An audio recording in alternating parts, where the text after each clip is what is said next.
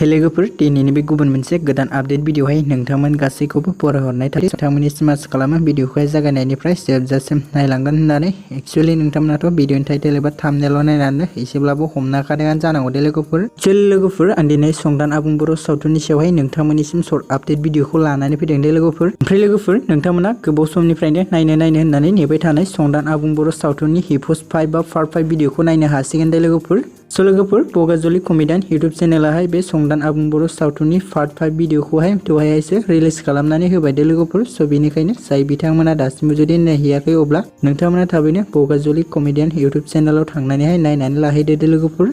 आरो लोगोफोर आंनि भिडिअनि डिसक्रिप्शननि गेजेरजोंहायबो नोंथांमोना बे भिडिअखौ नायहैनो हागोन दे। ओमफ्राय लोगोफोर नोंथांमोना बे संदान आबुं बर' सावथुननि पार्ट 5 बा एपिसड 5 भिडिअखौ सोर नायखांखो कमेन्ट बक्सनि गेजेरजों फोरमायहरदो दे लोगोफोर।